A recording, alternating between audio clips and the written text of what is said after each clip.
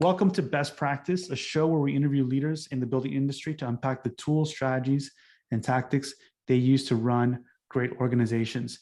Today, we're excited to be joined by Carrie Villani and Doug González of LERA Consulting Structural Engineers for a fireside chat on how to move a legacy firm into the future. Carrie's Director of Marketing for LERA. Has shown her leadership skills and passion for the real estate industry throughout her career. At LERA, Carrie works closely with firm partners and management on marketing, communications, and business development efforts, promoting LERA's long tradition of innovative design, exceptional forensics, and loss consulting services and advances in technology that has brought them to the forefront of the engineering profession across the world. Doug is a partner at LERA Consulting Structural Engineers with the firm since 1991. Doug helps to lead LERA's efforts in healthcare, science, and adaptive reuse renovation work. In his role as quality assurance manager for LERA, he oversees LERA's quality control and knowledge management processes. Currently, Doug is overseeing a number of the firm's healthcare projects, including a major hospital campus transformation in New York, the Coney Island Hospital Critical Services structure and campus renovation in Brooklyn. That's a mouthful. And the new New York City Public Health Lab in Manhattan. Thank you both for joining us. Thank you, Chris, as always, for joining us as well, and for the audience here today. So to start, I think it'd be great to just understand the story of you both working together so far. Maybe we can start off with Carrie. Hi, thank you so much for having us. I'm really excited for this conversation. So when I started at LERA 8 years ago, I had the very specific goal of helping the associate partners expand their work in certain market sectors. Right away, I saw an opportunity for a more holistic marketing, business development, client relations, and communications initiative for the whole firm. Doug and I started working directly on his areas of expertise and his interest to grow our client base, create a robust communications effort, and the production of thoughtful pursuit responses. Well, Carrie's been great. She's really, since she joined LERA, she's just been a big ally and supporter. She really, she's worked with me and others, my other colleagues, just really helping us improve our communication, our focus on, whether it's business development or just publicity, communications in general. And it's really, it's sort of channeled a new part of LERA, provided a whole lot more energy into business development and just communicating who we are, to everyone outside. What is it like, more specifically, like what's happened this year, the two of you working together? What is it like now when the two of you work on something together? Give us a sense for what that picture looks like at LERA.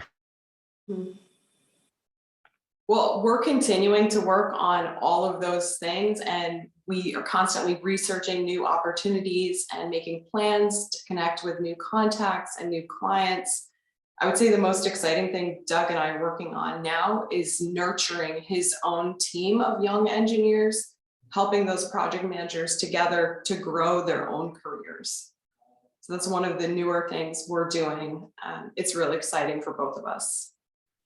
There's also a lot of strategic planning and discussions that we have. Right now, LERA is based in New York City. We do projects around the world. We have offices overseas.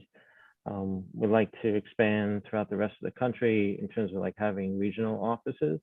And I've been sort of focusing on Pennsylvania and the Midwest, and a lot of that flows out of my practice areas of needing to be somewhat local when talking to institutions. And so it's a constant discussion about how do we do that? And she's essential because communications is part of it. So we talk a lot. Yes. We share a lot of information and we work with everyone else at the firm. I get to work with them. So sharing that information on individual pursuits is really important, and sharing our larger network. I know a lot of people all over the country. Doug knows different people. So connecting all of those dots is really important.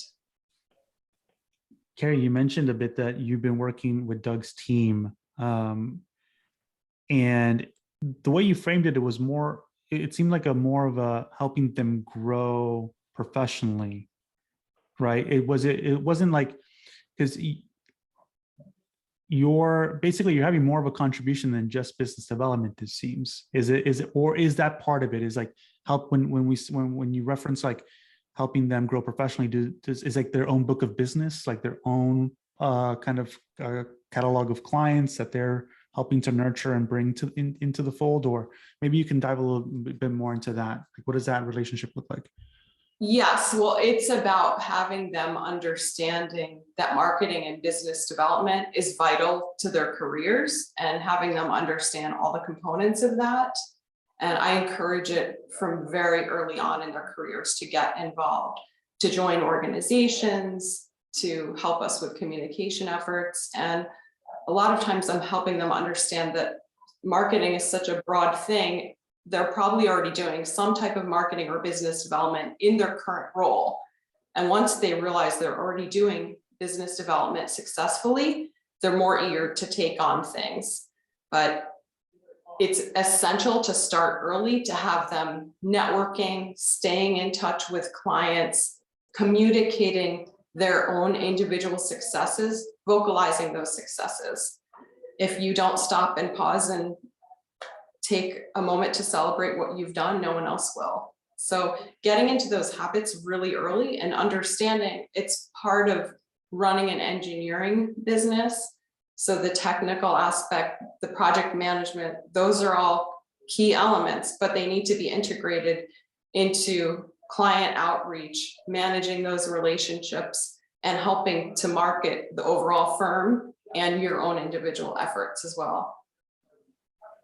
I mean, the way I see it, engineers in college and school, we do learn a little bit about how to communicate. You know, like the curriculum has changed a lot in the last few decades, but it's not the focus. And we're in a people business. We work with other team members, with owners, and it's all about communications. And anything that helps the people, my team, learn how to be a better communicator and feel more confident and comfortable is like a big win for us. And so I encourage that. And Carrie and her team have been great doing that, and that's a continued focus for us. What does it look like for an engineer who is a project manager to increase their visibility, like tactically, and to whom are they like doing this? Like who are the clients, or are they already familiar with them? Are they already connected with them? They just maybe aren't vocalizing successes enough? Or is it that they need to find more or connect with more as an extension of their existing network? Like, how do you work through, I'd love to hear like somewhat of a like case study that is kind of common that you help project managers work through. Yeah, it's absolutely both. So it's staying in touch with and communicating with your existing clients. And structural engineers, we work kind of early in the project. The project tops out and we might not be super involved, and the rest of the project is going along, finishes. The client and architect might be super busy and not involving us. So we kind of get forgotten. And I have taught the engineers, they need to stay in touch with the design team. They need to stay in touch with the client and congratulate them on additional milestones and stay informed and let them know, okay, we'd like to be involved if there's a press announcement for this, if there's a grand opening, because they're already on to designing the next project. So creating a new rhythm and schedule for their project management after they deliver their drawing set, after they've finished their CA, staying in touch, but then absolutely creating awareness. LinkedIn is a huge part of it. A lot of our engineers are great at authoring papers in the variety of technical and industry journals. So they're already doing that. And I say, this is marketing. You wrote a paper, now our clients are reading it. And they love to just capture the technical details and tell the story of the challenges of the project. So showing them that is marketing and you're doing it has been really great. But just kind of bringing it all together and having it be consistent part of their workflow from week to week, month to month, not just, oh, I'm going to do marketing this one day and then not do it. It has to be a consistent effort. I love that there's two approaches to that. That one is like, I was, as you were speaking, I was visualizing like this Gantt chart at which at the very end of like the delivery, it doesn't stop, right? That there's actually like a marketing component owned by the project manager. It's part of their own responsibilities, that you can kind of structure it that way, versus this other more constant rhythm of, you know, maintaining relationships, not exclusive to a project, but just to cultivate, you know, potentially new relationships. And I also love that you mentioned LinkedIn, because I think this is, you know, when there's a lot of different takes on social media, right? And like its relationship to the industry. But I think what's not talked about as much is that each of these different platforms have their own rhythms and sort of appropriateness. Like they have their format, right? And so as a format, they have their own constraints that work really well. And LinkedIn is one of these untapped areas, immensely untapped, where yes, it's about sort of like, when you're on LinkedIn, it's a very career-minded mentality, but people want to learn. Like it's a huge opportunity to learn. And even more on the technical side, my dog also really loves LinkedIn. I'm gonna hear my dog. But yeah, on the technical side, even there's fascinating ways in which the algorithms work there, just to kind of geek out a little bit, that actually sustain a post much longer than other places do. Mhm. Like Instagram, it could be fleeting. LinkedIn has its own kind of physics associated with it, kind of just has a fall off period much longer. So what does that mean? That means that if you write really good, interesting content, especially very technical for a technical audience, that will get a lot of traction. A lot of people will be engaged and actually see it. And it's basically like really free advertising if you think about organic versus paid. I don't know, it just prompted me to kind of nerd out. But I think that there's a lot of ways in which even you can dig deeper into those channels for that, especially, you know, it's this other idea. Like one of our team members, Joanne, she on the side does like personal brand coaching, and she's a big proponent of this, about like helping people understand that we're now in an age in which you can also cultivate a personal brand, and that is also worthwhile and valuable, not just for working at where you work, but also because it accrues. Like now you're building your own network that's leverageable. And that's a big shift that's happened in the past couple of years, where, you know, alongside other things about employee empowerment. But I think that's another way in which you can frame it for team members too, to say like, this is not just for us, it's also for you and your career in general, which I don't know, I just appreciate that. The way I like to think of it is, if our staff, our engineers, our designers, if they can set goals for their own personal growth, and then if those can be, if they can align those with LERA, or LERA can align them LERA's with theirs, then you get synergy, and we're all working toward the common goal. Because you know, for us, one of the most important things is our people. You know, we're a people business, even though we deal with technology and software and all that. And seeing them grow will help us. So that for me is like a passion, and working with my team, and you know, it's something we hope to expand even further going forward. That's another thing Carrie and I talk a lot about. Doug, do you remember a moment as you were growing that was really a inflection point because of something that I mean, my favorite stories are the ones where it's something you would never have thought to do, and then you did it. There's like the stories where it's, you never did something before ever, and then you tried a new thing and actually took a whole different direction. Then there's another kind of story, which is, I kept doing this thing all the time, and then it was because of the persistence that it finally took off. I'm curious if you have a story like that in either direction about how you developed your career, and especially around your client network for LERA.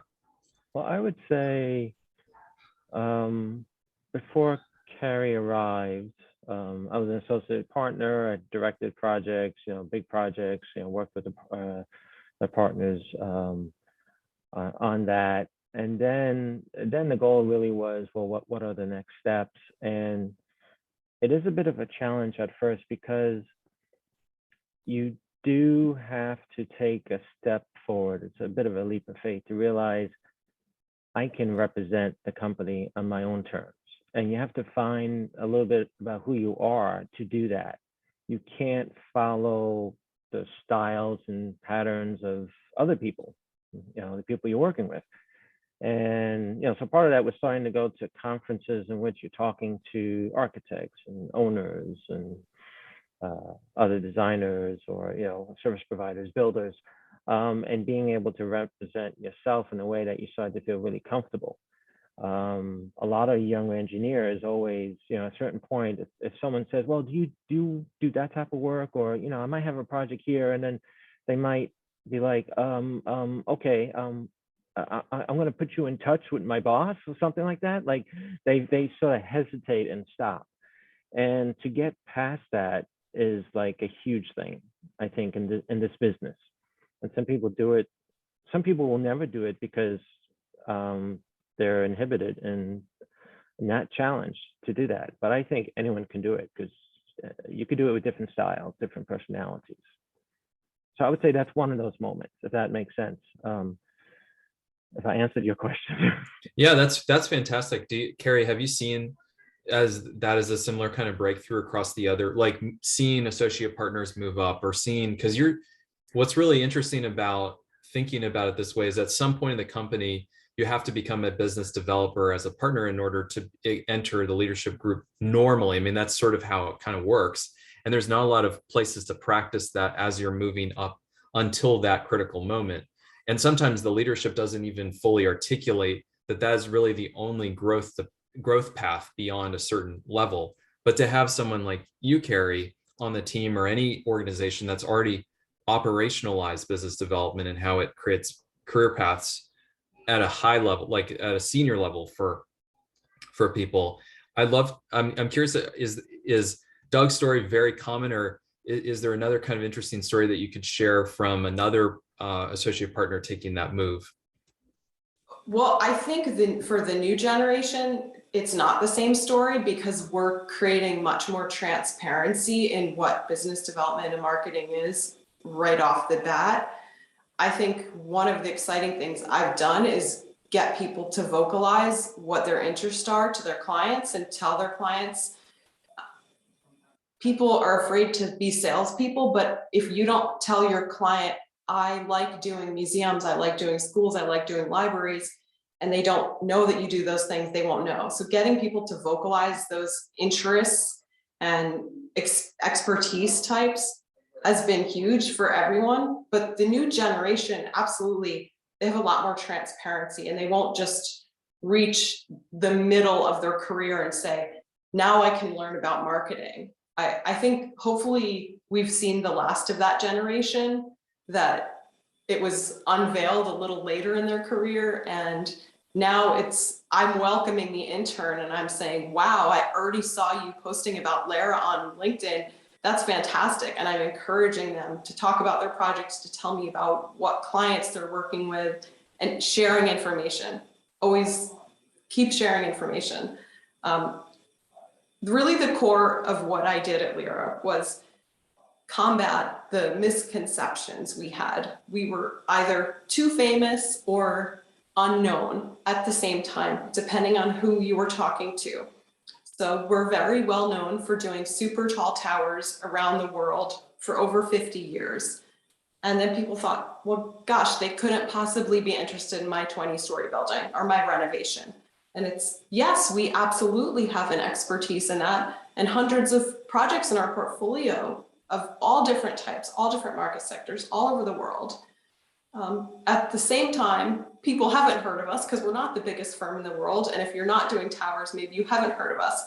We're a WMB firm nationally. So people then have a misconception. They only do tiny little projects. They couldn't possibly be interested in my museum or school. So it's a very interesting dichotomy that I don't know any other firms that have that. So spreading the word about the huge variety of work we do. So it's constantly telling people, and you can tell people 5 times and they'll say, I don't remember you did libraries, but then finally it clicks, and seeing them understand is great. Yeah, Carrie that's is great for that's amazing. reminding us to keep saying it over and over. Yeah, we've talked about this before in the past too, that so much about, and this idea of repetition is useful across anything. I mean, it's like, it's not even selling, it's just communication, that as you go up into more like leadership, maybe a reductive way to say leadership equals repetition. It's like one of the parts of leadership is to be constantly repetitive and see yourself as just having to repeat it until people ultimately absorb it and listen, and also repeat it in different ways, because different people learn differently, right? And they also like to be communicated to it differently. But that's I really appreciate, Carrie, your this kind of insight about, at a certain point you think that it's not even, you can't be reductive about marketing to say it's just basically, oh, let's put the word out there in some sense, because what you're also describing is that there's different markets have different perceptions of you. And so you're wrangling the complexity of that, of like, which in one solution is to enable every team member to be vocal about their area of practice in some sense. So that's one way you're enabling the entire team to systematically like improve that complex, or like, minimize that complexity in some sense over time. Yes, it's absolutely a challenge. It's also one of the most fun things about my position in the job, is that we do so many different types of work all over the world with the best designers in the world, the most unique, challenging sites in the world, but they're all very different. So getting individuals to talk about them is absolutely key, and getting our own website to reflect all of those different areas of expertise. We're constantly juggling to prioritize. Oh, we want to give this message, we want to give this message. But repetition is absolutely key, because there's an overflow of information. It's just part of how we communicate, reminding them the projects we do, where we are, and what our expertise is, and how great our people are, how great our service is. I think good repetition, it shows passion. You want to talk about what you're doing. And in establishing relationships, you just need to be passionate, because people respond to other people that are passionate. So that's sort of a simple way. It's something I talk to my guys, the people I work with. And one of the key things is encourage everyone to establish a relationship with who they're working with outside of LERA.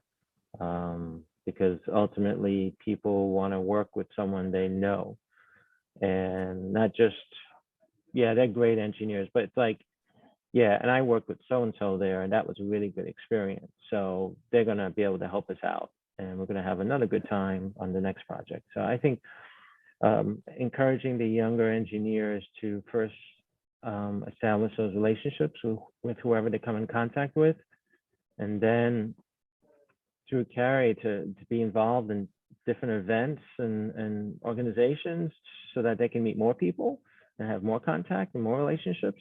That just continues to expand, and that's key. Doug, as you work through with LERA, and also more recently the two of you, like how much effort has gone into thinking about the future of LERA, what's emerged from the legacy of the firm in terms of models for approaching complexity in across different kinds of large scale projects, but also small scale? It'd be interesting to hear, because I'm less familiar, especially because I'm less familiar, like having come from an architecture background. I don't really know all of the different ways of thinking about structural engineering in the way that I might be more sensitive to, like how Gensler or SOM or HOK, or like what those are. But I'm curious, like, what is like the approach at LERA that you that emerged over its legacy that you still want to keep going as a differentiator to pull in more structural engineering talent or just general engineering talent? Well, I think key for us is our partners are very much involved in projects. Associate partners are very much involved. It's not just a partner getting a project and then handing it off to a senior associate, which becomes a common model for larger firms. And the reason for that is because the partners and associate partners are passionate about design and creative solutions. So having us involved is like putting our most valuable people forth to help to advance a project, to help meet the challenges and the problem solving. And so I think besides that, I think, you know, having those high-powered people involved allows us to, you know, really help discern what's important within any given project. You know, there can be a lot of chaos when it comes to design. There's a lot of different things to think about, and it's really about, well, what's important right now and what's important in the future, and what's important to maybe this team member, and then what's important collectively. And organizing your thoughts around that, I think, is like a pretty good but basic strategy for how to proceed. And we try to teach that to the younger engineers just by exposing them to our process. Transparency is a big thing, I think, and as we grow, that's something we're striving to do more and more. I hope that answers your question. Yeah, that's great. Carrie, from as you were developing the strategic plan with the whole firm view, especially around the next version and in the future of LERA, how are you kind of like identifying things from the past that you may want to put away, and then other things, and maybe swap out with some new approach, and then on another dimension, there's things that we just never want to let go about LERA, that they're just so key differentiating in the market?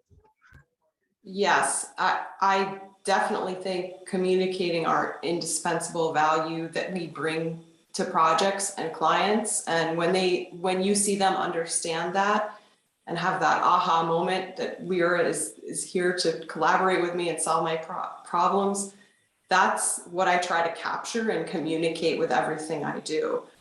I had a client tell me, every time you work with LERA, your socks are knocked off.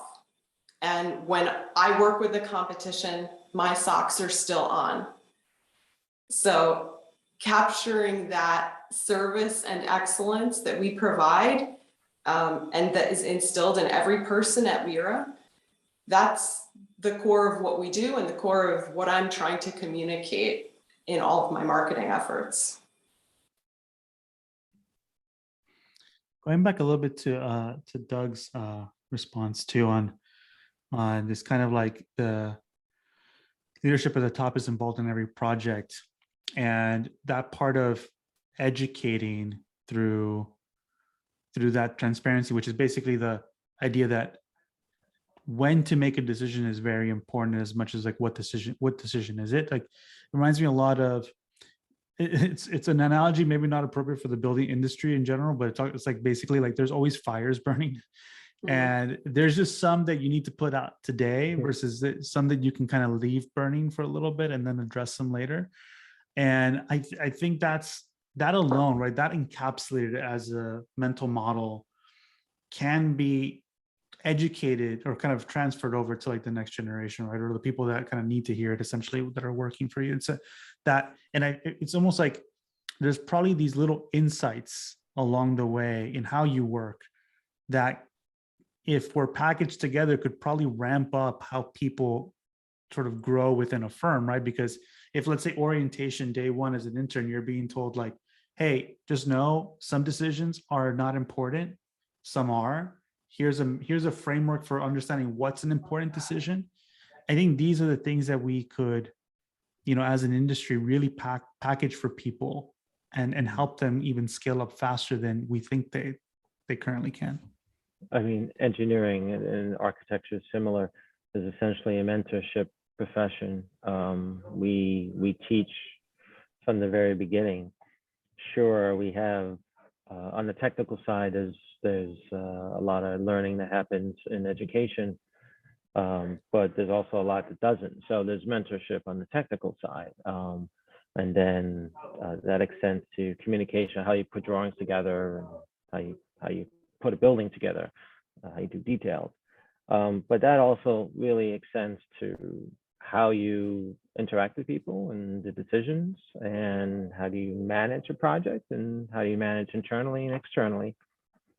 So mentorship, I think, from the beginning is key, and it's you know, for me, it's not just about on the technical side, it's about all aspects, and I think that helps the newer generations who are really hungry to learn more about what their future could be, as opposed to like, yeah, just follow this path in the policy manual. I think they need something more, and you can give that to them by just letting them in on what you're doing and motivating them. For the both of you, what do you want to see in the next year at LERA, and then what do you want to see in the next 10 years at LERA? Carrie, you want to take a stab at that? I would absolutely like to see the thoughtful growth of the firm continue within the next year, within the next 10 years, for us to collaborate with even more architects and designers. When I find those new firms that don't know about us and connecting them and giving new engineers at my firm the opportunity to collaborate, that's what's exciting for me, and creating opportunities for people that are here, and then people that are in engineering school and may not be here. That's what I want to do more of in the next 10 years, create more opportunities. I mean, for me, for the next year, I think we need to have some more conversations with people at LERA. You know, not just I've talked a bit about my team because I work with them closest, but we have many people in teams, and I think Carrie and I have been thinking about this a bit, and there's been others as well. And I think focusing on others to challenge them for their personal growth, I think is going to be key. 10 years, I work with a close group of people now, and I like to see them stay and continue and flourish and develop. That would be really cool.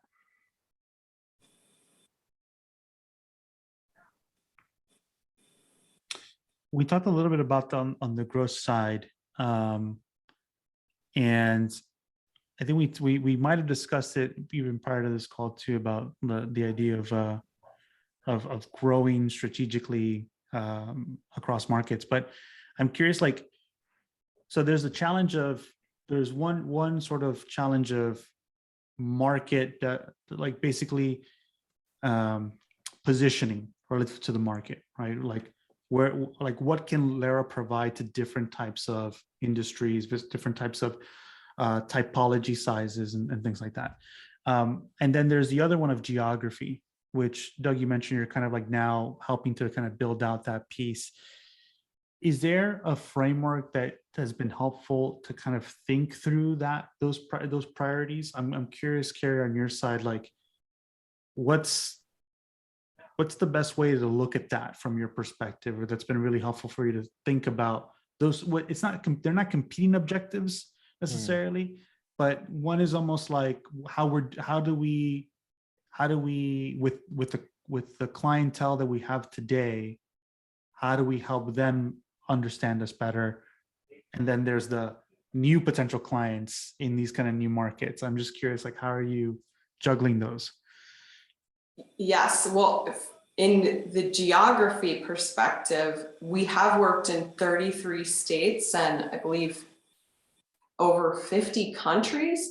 So when we want to tackle a new market sector and get more than just one project in an area, we see what we can offer and what is going on in that area and what we've achieved, and then really trying to do more research about who is there, how we can reach out to them and communicating our value.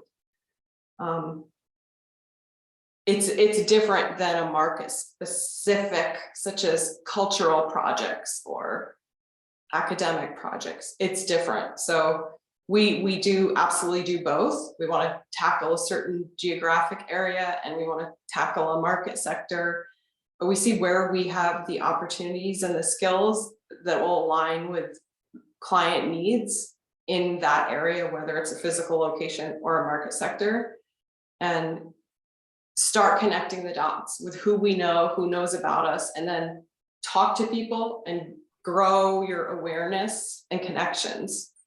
That's really what it's about. I mean, having the national expertise, say cultural facilities, like we've done some iconic museums and other buildings. We've done some good ones, and we have a good reputation. We've worked with good teams.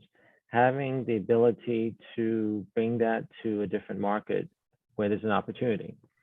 Say it's the university that wants to build a brand new science building, and we've done that. And if they're willing to look at firms that are outside that market, there's a potential there because we bring that expertise in. On the other hand, for us to be able to come in and say, we feel this is a growing market, so we're bringing in this expertise, and at the same time, we're willing to commit to this market and be local, so that you view us not as the special designer from New York, but rather someone that's knowledgeable about this area and committed to this area. So, I mean, the other key strategy on the regional side is finding people that want to commit to an area or that come from an area.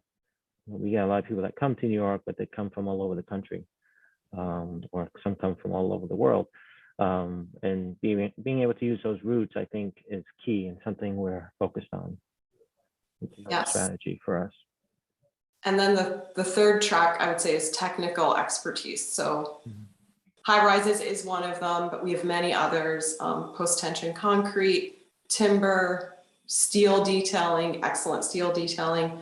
So specific types of technical expertise, resiliency projects, adaptive reuse, wherever they are, whatever market sector they are in, we create awareness and hopefully team with partners that are looking for the right collaborators for those efforts. So they're kind of three different things that are all happening at once.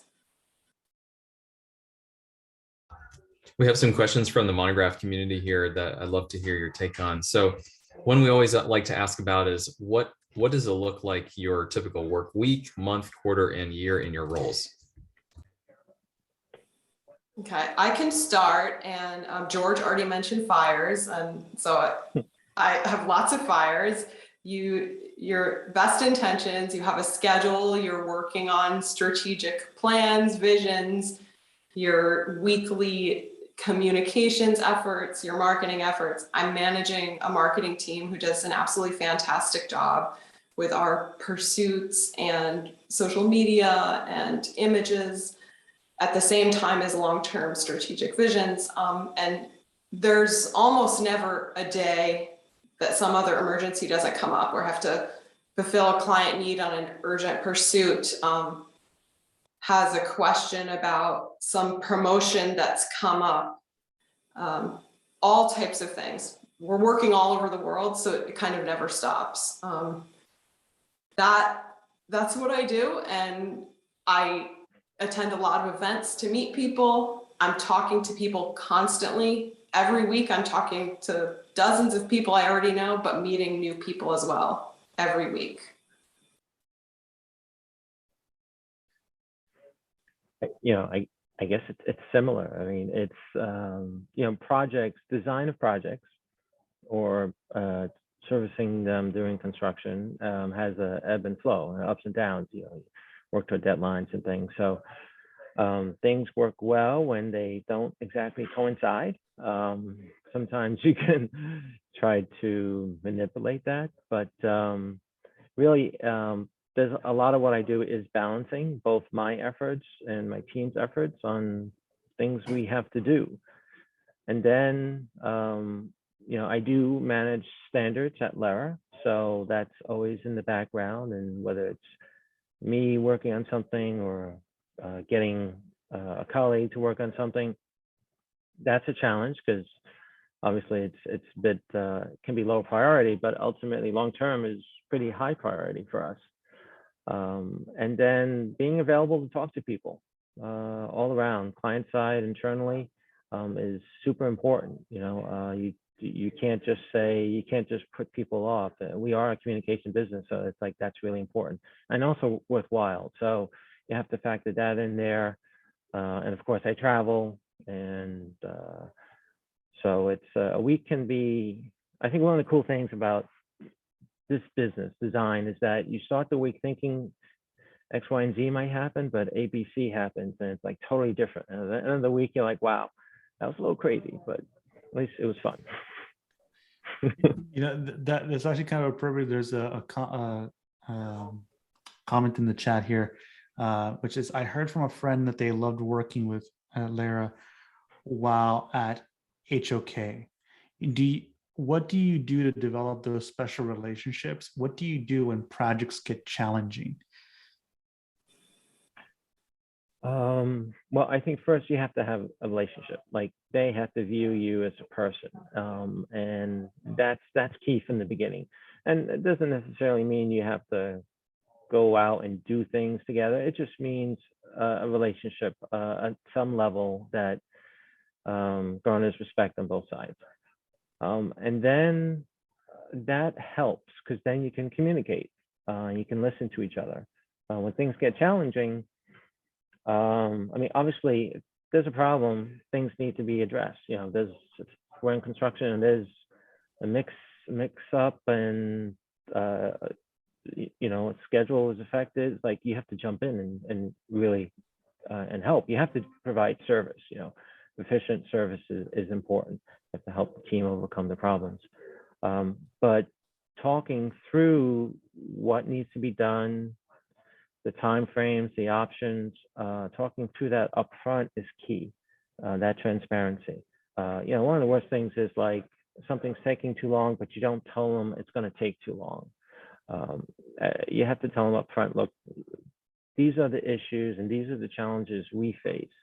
And the solution may be something like this, and it may be a little tough. Can we talk about a few other options that involve the whole team collectively working together? So that's just one possible way. I definitely appreciate that. This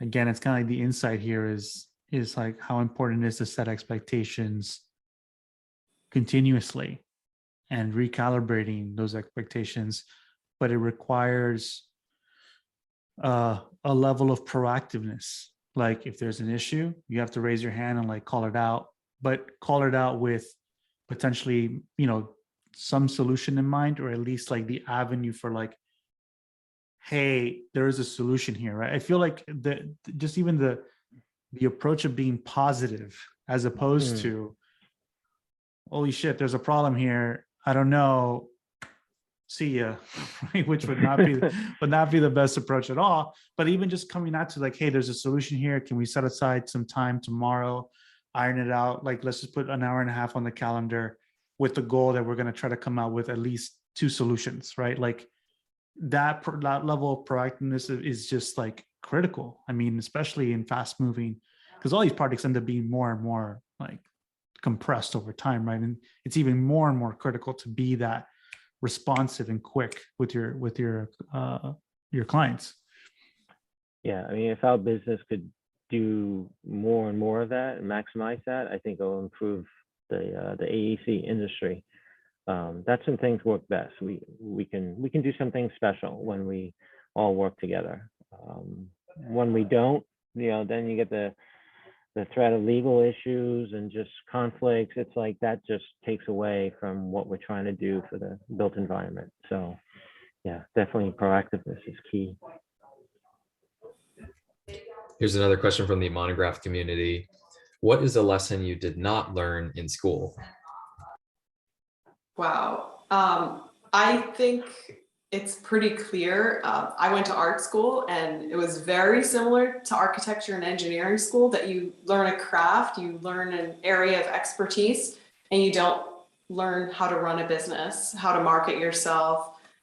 You don't understand the finances of your projects and what you're delivering. You don't understand how to address your clients' needs.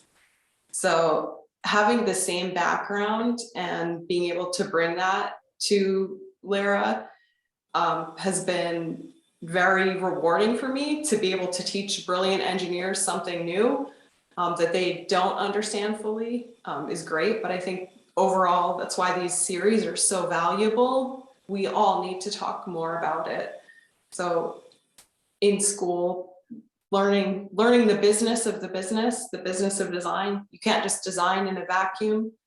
There's a whole world revolving around you that needs to function pretty efficiently in order to have a successful project and to please your clients and to be part of a great collaborative team.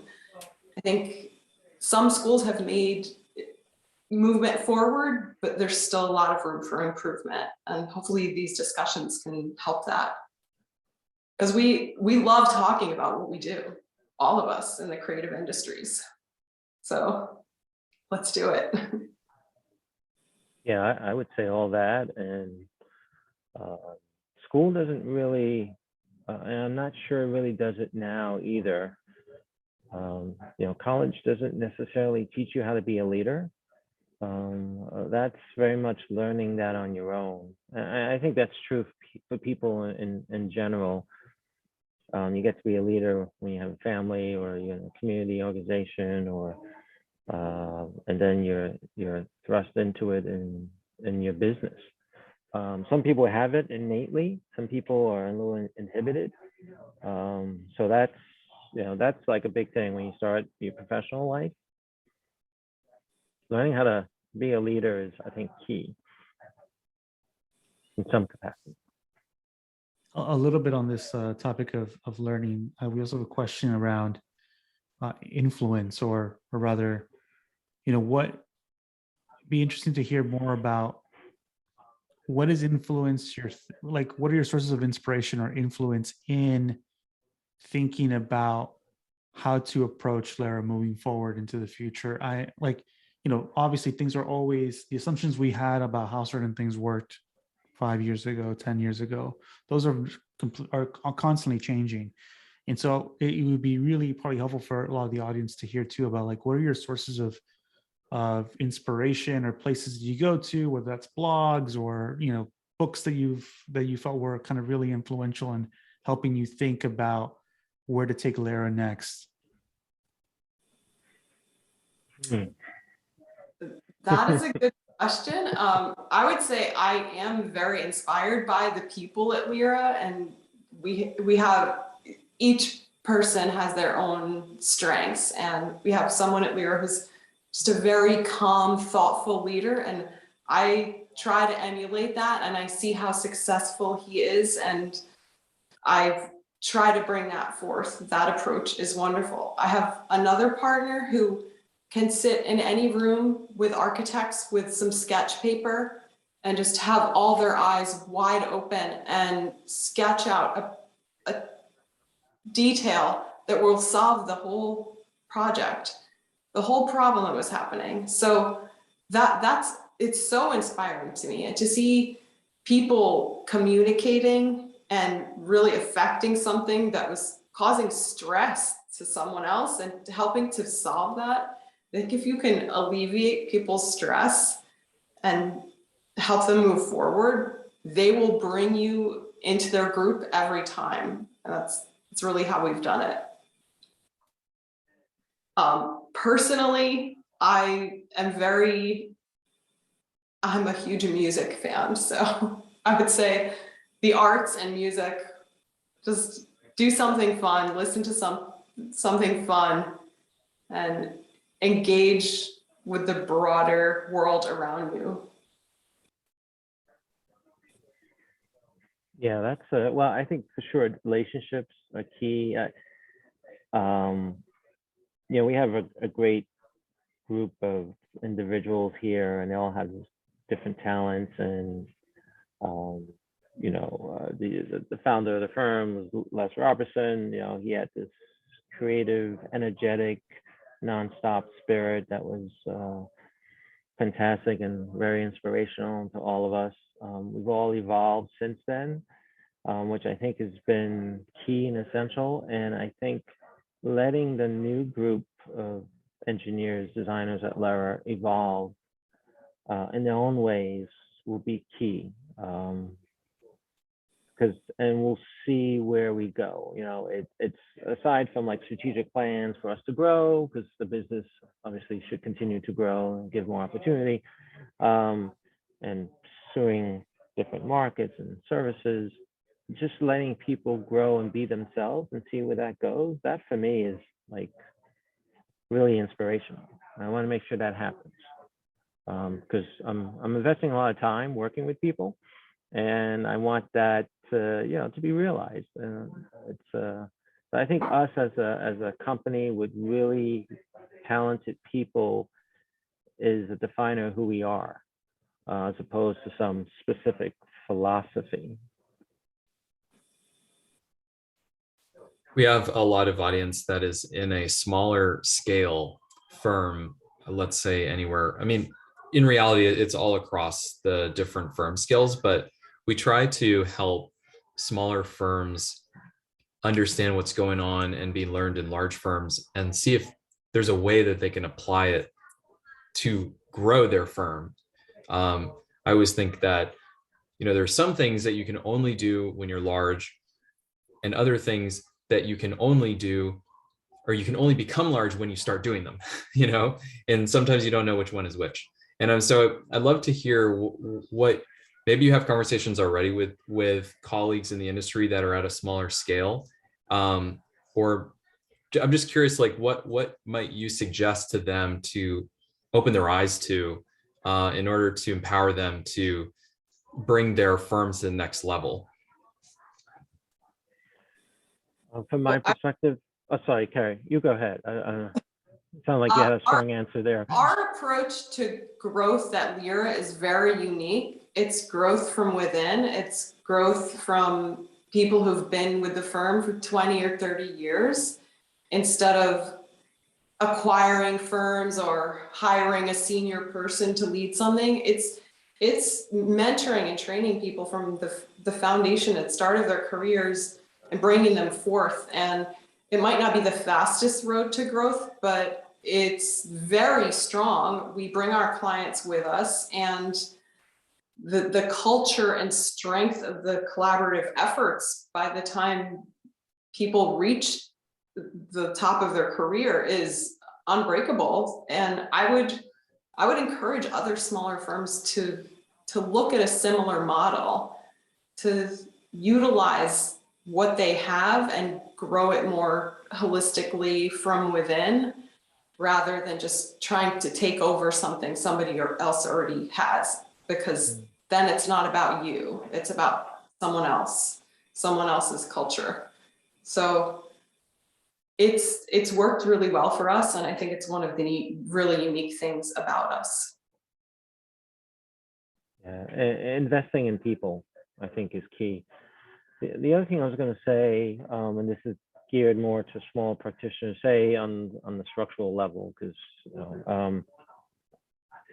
is be involved in the community, in the professional community, learn what others are doing, because you just see how different people do things. You get different ideas, and it will foster your own creativity.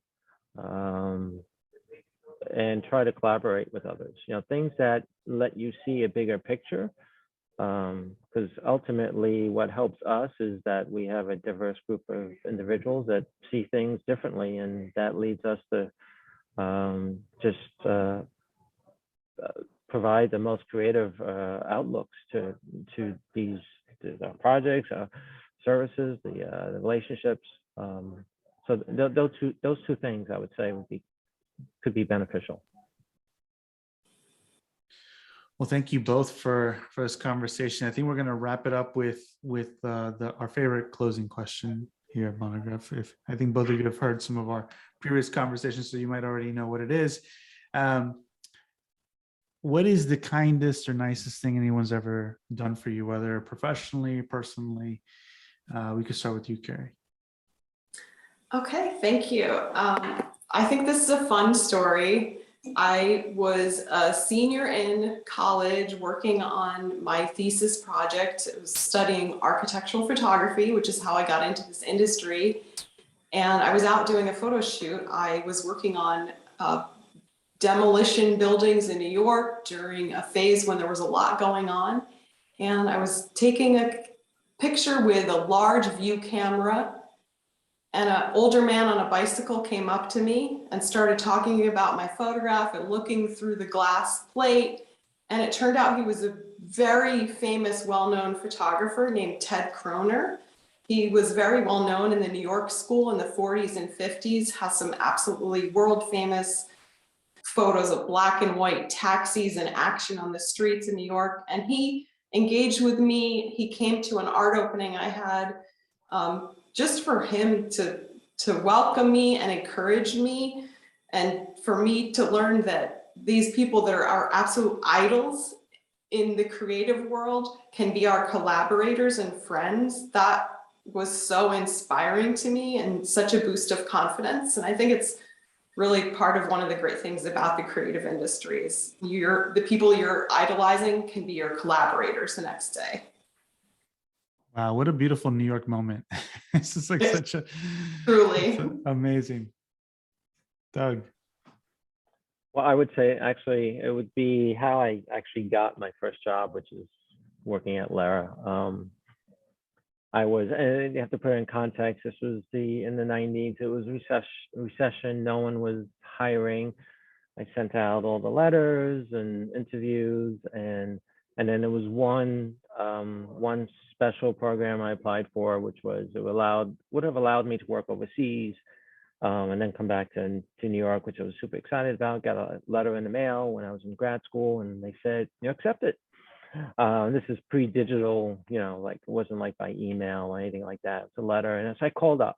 I was like, really excited, and the person I spoke to paused for a moment and put me on hold, and then came back and said, that we made a big mistake. You were second place, and you're not eligible for this. I was devastated because it was a pretty sweet assignment, and very devastated. I went to my thesis advisor, who the professor at Cornell. He was extremely compassionate, and right then and there he was like, wait a second, I'm just going to call up my old company and recommend that they hire you. And that's how I wound up at LERA. And I'll never forget that, because I was so frustrated, and to have it turn around 180 like that was pretty sweet. That's amazing. Well, I really appreciate both of you and your stories. As we often say, we like to be a little bit human away from just pure business. But thank you so much for your time. Thanks everyone in the audience for joining us today, and thanks again, Chris, for joining me on this conversation. Really appreciate all of you. It's been awesome. Thank you, everyone. Thank you all. Bye now. Cheers. Bye.